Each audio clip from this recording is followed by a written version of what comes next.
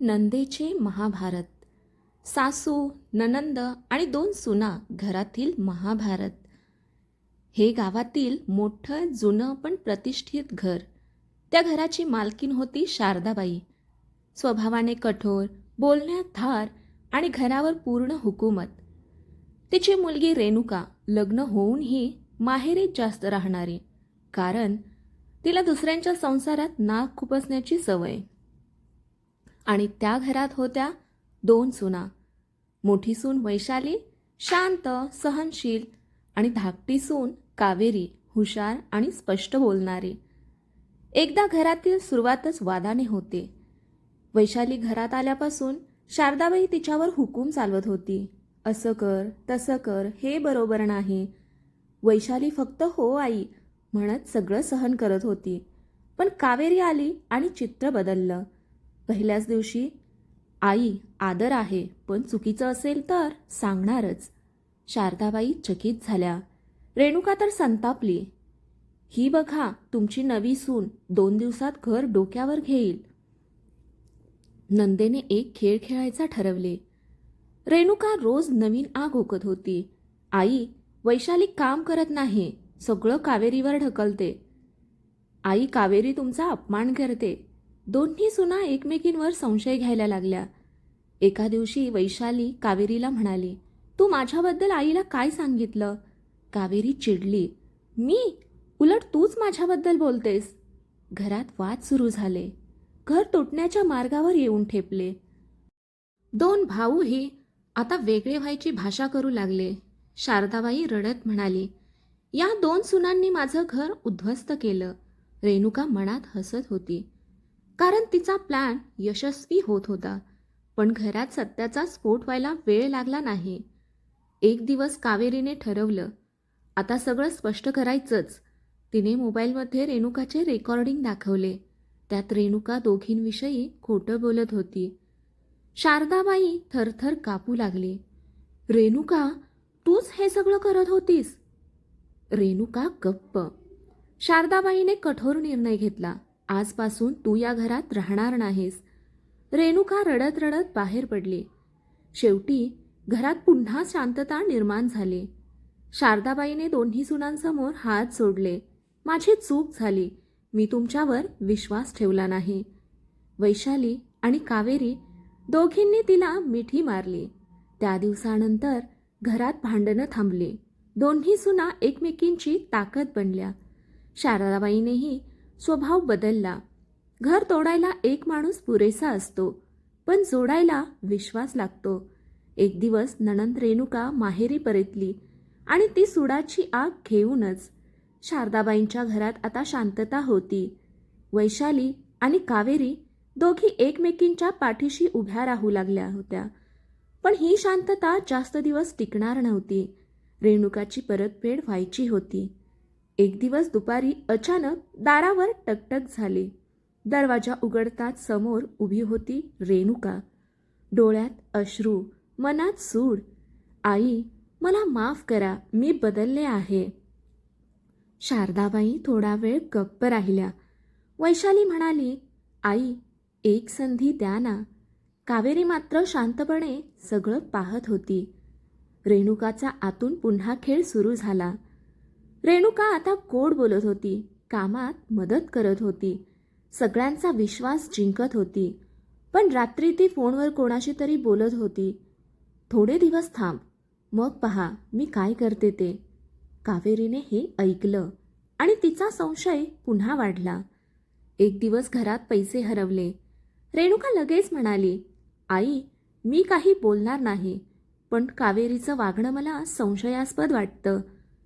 शारदाबाई पुन्हा गोंधळल्या.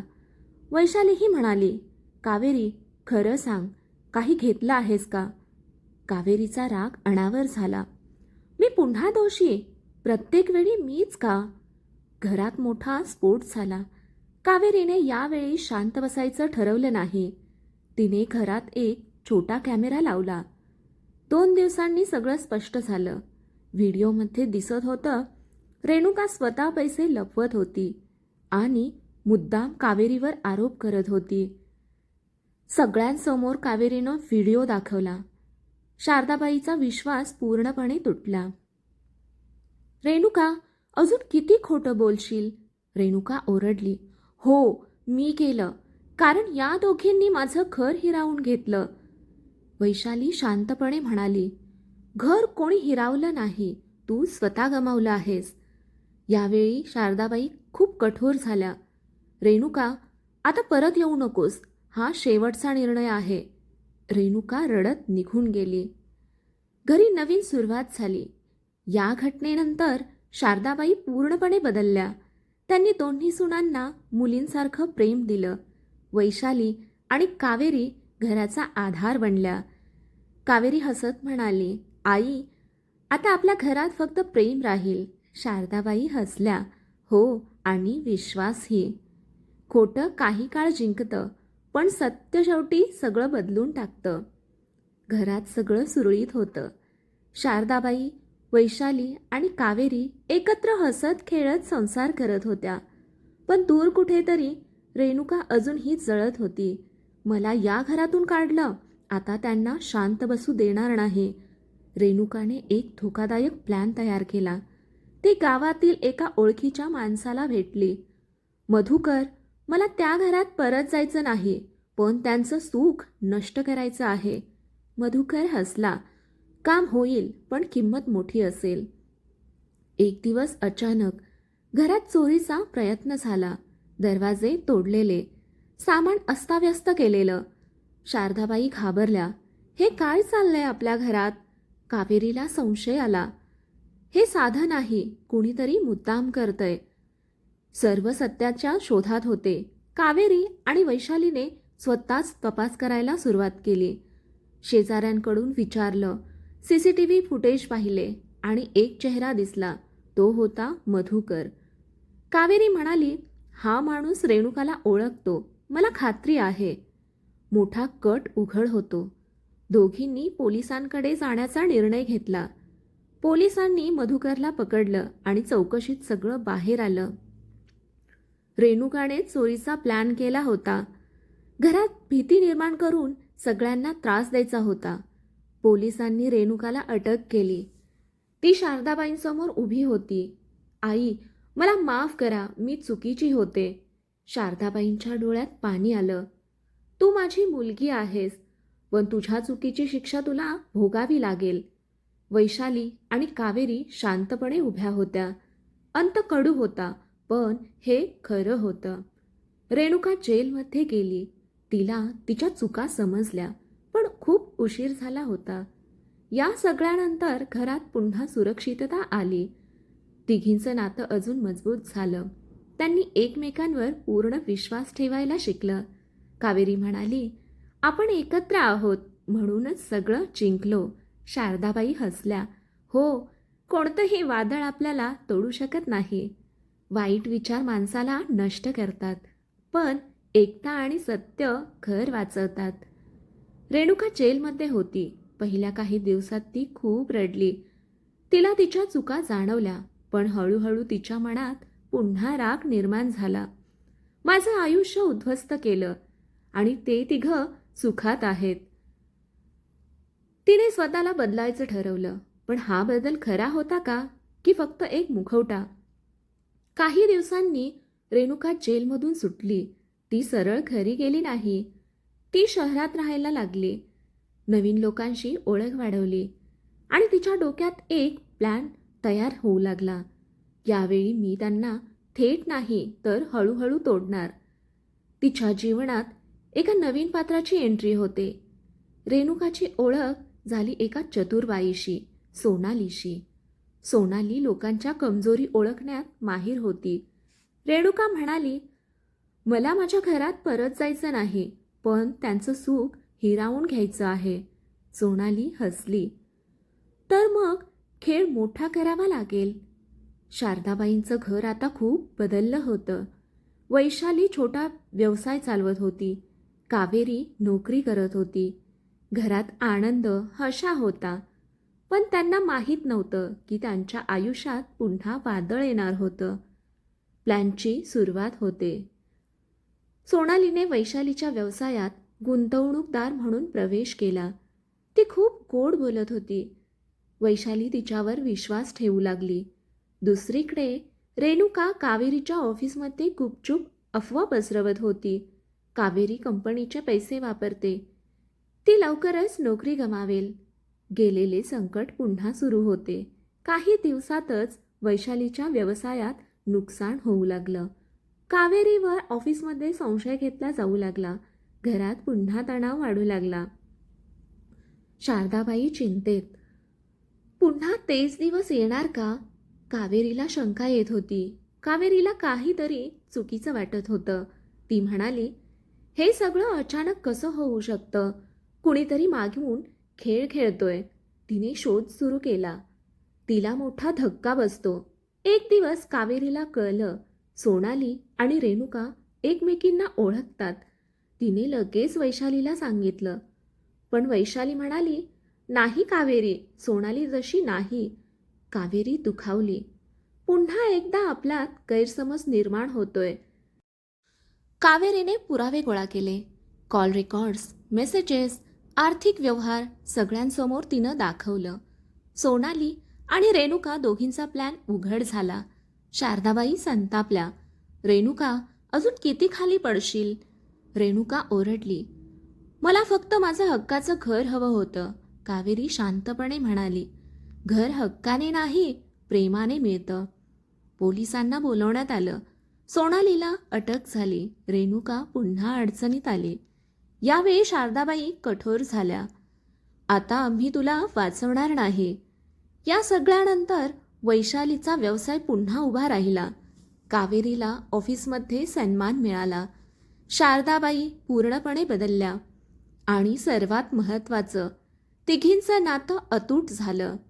वाईट माणूस कितीही योजना आखो, सत्य आणि एकता नेहमी जिंकतात. रेणुका आता पूर्णपणे तुटलेली असते.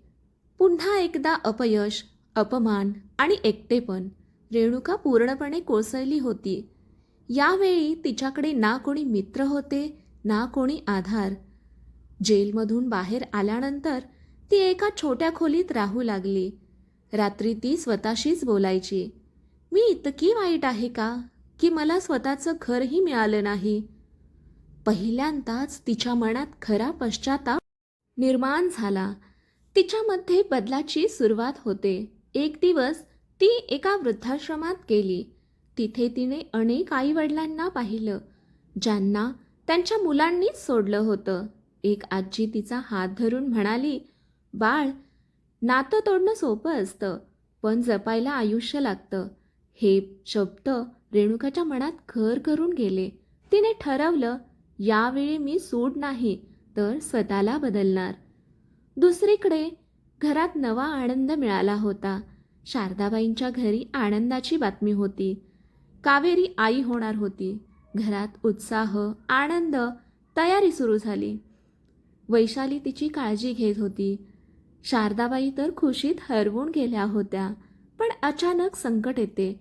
एक दिवस अचानक कावेरीला तब्येतीचा त्रास झाला.